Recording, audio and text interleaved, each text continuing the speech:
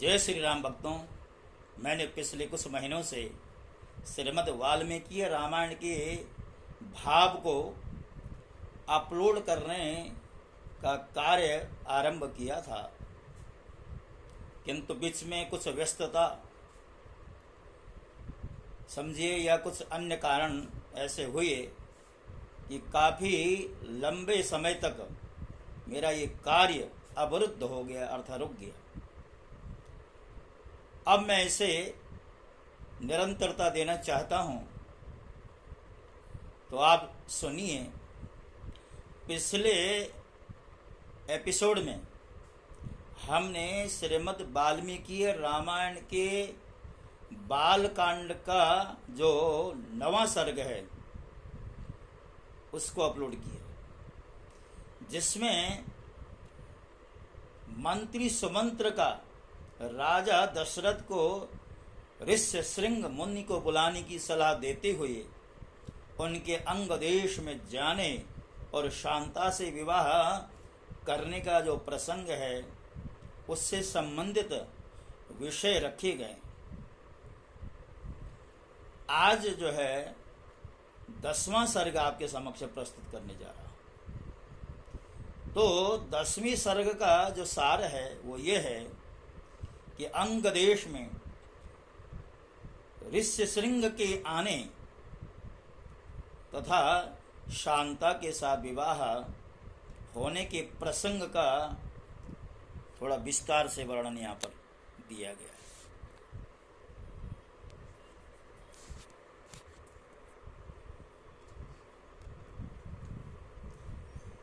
सुमंत्रश्चोदितो राज्ञां प्रोवाचेदं वचस्तदा यथस शृङ्गस्त्वानीतो येनोपायेन मन्त्रिभिः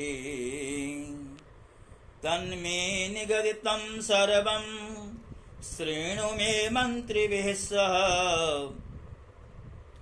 राजा की आज्ञा पाकर उस समय सुमंत्र ने इस प्रकार कहना आरंभ किया, राजन, रोमपाद के मंत्रियों ने ऋष्यशृंग को वहां जिस प्रकार और जिस उपाय से बुलाया था वह सब मैं बता रहा हूं, आप मंत्रियों सहित मेरी बातें सुनिए। उस समय अमात्यों सहित पुरोहित ने राजा रोमपाद से कहा, महाराज, हम लोगों ने एक उपाय सोचा है जिसे काम में लाने से किसी भी विघ्न बाधा के आने की कोई संभावना नहीं। ऋष्यशृंग मुनि सदा वन में ही रहकर तपस्या और स्वाध्याय में लगे रहते हैं। वे स्त्रियों को पहचानते तक नहीं हैं और विषयों के सुख से भी सर्वथा अनभिज्ञ।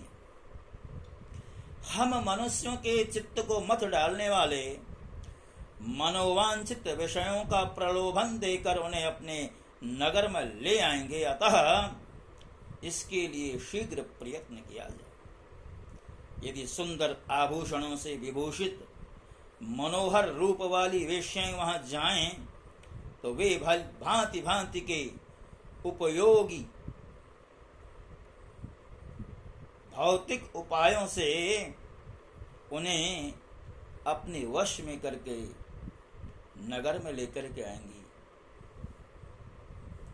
यह सुनकर राजा ने पुरोहित को उत्तर दिया, बहुत अच्छा, आप लोग ऐसा ही करें।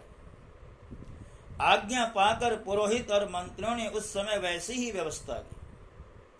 तब नगर की मुख्य जो वेश्याएं हैं, गणिकाएं हैं, राजा का आदेश सुनकर उस महान वन में गईं और मुनि के आश्रम में थोड़ी ही दूर ठहर करके उनके दर्शन का उद्योग करने लगे। मुनि कुमार ऋष्यशृंग बड़े ही धीर स्वभाव के थे, सदा आश्रम में ही रहा करते थे। उन्हें सर्वदा अपने पिता के पास रहने में ही अधिक सुख का अनुभव होता था, अतः वे कभी आश्रम के बाहर नहीं निकलते थे। उन तपस्वी ऋषि कुमार ने जन्म से लेकर उस समय तक पहले कभी न तो कोई स्त्री देखी और न पिता के अतिरिक्त दूसरे किसी पुरुष का दर्शन किया। नगर या राष्ट्र के गांवों में उत्पन्न हुए दूसरे दूसरे प्राणियों को भी वे नहीं देख पाए। तदनंतर एक दिन विभांडक कुमार ऋष्यशृंग अकस्मात घूमते फिरते उस स्थान पर चले आए जहां वे वेश्याएं ठहरी हुई थी। वहां उन्होंने उन सुंदरी वनिताओं को देखा। उन प्रमदाओं का वेश बड़ा ही सुंदर और अद्भुत था। वे मीठे स्वर में गा रही थी। ऋषि कुमार को आया देख सभी उनके पास चली आईं और इस प्रकार पूछने लगी, ब्राह्मण आप कौन हैं, क्या करते हैं तथा इस निर्जन वन में आश्रम में से इतनी दूर आकर अकेले क्यों विचर रहे हैं, या हमें बताइए। इस बात को जानना चाहती हैं। ऋष्यशृंग ने वन में कभी स्त्रियों का रूप नहीं देखा और वे स्त्रियां तो अत्यंत कमनीय रूप से सुशोभित थीं। अतः उन्हें देखकर उनके मन में स्नेह उत्पन्न हो गया। इसलिए उन्होंने उनसे अपने पिता का परिचय देने का विचार किया। वे बोले, मेरे पिता का नाम विभांडक मुनि है, मैं उनका औरस पुत्र हूँ। मेरा ऋष्यशृंग नाम और तपस्या आदि कर्म इस भूमंडल में विख्यात है। यहाँ पास ही मेरा आश्रम है। आप लोग देखने में परम सुंदर हैं अथवा आपका दर्शन मेरे लिए शुभ कारक है। आप मेरे आश्रम में चलें, वहां मैं आप सब लोगों के विधिपूर्वक जो है पूजा करूंगा, आपका यथोचित सत्कार करूंगा, सम्मान करूंगा, स्वागत करूंगा। ऋषि कुमार की यह बात सुनकर सब उनसे सहमत हो गईं। फिर वे सब सुंदर स्त्रियां उनका आश्रम देखने के लिए वहां गईं। वहां जाने पर ऋषि कुमार ने यह अर्घ्य है, यह पाद्य है, यह भोजन के लिए फल फूल प्रस्तुत हैं, ऐसा कहते हुए उन सब का विधिवत पूजन किया। ऋषि की पूजा स्वीकार करके वे सभी वहां से चली जाने को उत्सुक हुए। उन्हें विभांडक मुनि का भय लग रहा था, इसलिए उन्होंने शीघ्र ही वहां से चली जाने का विचार किया। वे बोली, ब्राह्मण हमारे पास भी ये उत्तम उत्तम फल हैं, वे प्रवर इन्हें ग्रहण कीजिए, आपका कल्याण हो। इन फलों को शीघ्र ही खा लीजिए, विलंबन न कीजिए।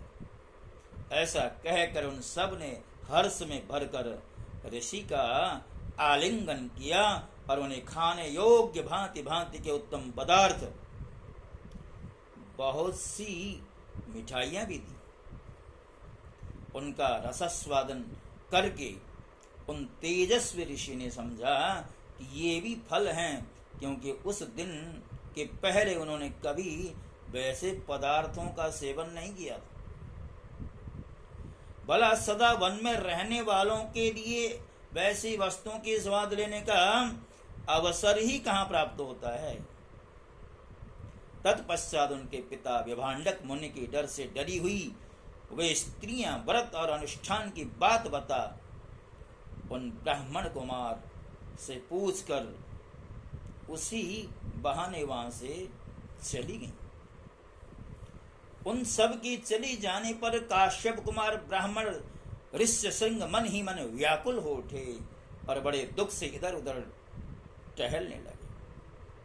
तदनंतर दूसरे दिन फिर मन से उन्हीं का बारंबार चिंतन करते हुए शक्तिशाली विभांडक कुमार श्रीमान ऋष्यशृंग उसी स्थान पर गए जहां पहले दिन उन्होंने वस्त्र और आभूषणों से सजी हुई उन मनोहर रूप वाली वेश्याओं को देखा था।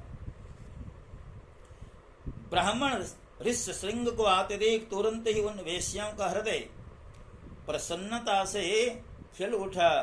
वे सब की सब उनके पास जाकर उनसे इस प्रकार कहने लगी, सौम्य आओ आज हमारे आश्रम पर चलो। यद्यपि यहाँ नाना प्रकार के फल मूल बहुत मिलते हैं, तथापि वहाँ भी निश्चय ही इन सब का विशेष रूप से प्रबंध हो सकता है। उन सब के मनोहर वचन सुनकर ऋष्यशृंग उनके साथ जाने को तैयार हो गए और वे स्त्रियां उन्हें अंग देश में ले गईं। उन महात्मा ब्राह्मण के अंग देश में आते ही इंद्र ने संपूर्ण जगत को प्रसन्न करते हुए सहसा पानी बरसाना आरंभ कर दिया। वर्षा से ही राजा को अनुमान हो गया कि वे तपस्वी ब्राह्मण को मारा गए। फिर बड़ी विनय के साथ राजा ने उनकी अगवानी की और पृथ्वी पर मस्तक टेक कर उन्हें साष्टांग प्रणाम किया। फिर एकाग्र चित्त होकर उन्होंने ऋषि को अर्घ्य निवेदन किया तथा उन विप्र शिरोमणि से वरदान मांगा। भगवान, आप और आपके पिताजी का कृपा प्रसाद मुझे प्राप्त हो, ऐसा उन्होंने इसलिए किया कि कहीं कपटपूर्वक यहाँ तक लाए जाने का रहस्य जान लेने पर विप्रवर ऋष्यशृंग अथवा विभांडक मुनि के मन में मेरे प्रति क्रोध उत्पन्न न हो। तत्पश्चात ऋष्यशृंग को अंतःपुर में ले जाकर उन्होंने शांत चित्त से अपनी कन्या शांता का उनके साथ विधि पूर्वक विवाह कर दिया। ऐसा करके राजा को बड़ी प्रसन्नता हुई। इस प्रकार महातेजस्वी ऋष्यशृंग राजा से पूजित हो संपूर्ण मनोवांछित भोग प्राप्त कर अपनी धर्म पत्नी शांता के साथ वहां रहने लगे। भक्तों, श्रीमद् वाल्मीकि रामायण जैसे विशाल ग्रंथ को अक्षरशः शब्दशः आपके समक्ष प्रस्तुत करना संभव नहीं है। इसका जो भावार्थ है वो आप तक पहुँचे, ये मेरा प्रयास है। और जैसा कि मैं बार बार निवेदन करता हूँ, मेरा ये चैनल जो शास्त्री प्रेम नारायण के नाम से मैंने खोला है, अभी शैशव अवस्था में अर्थात नया नया है।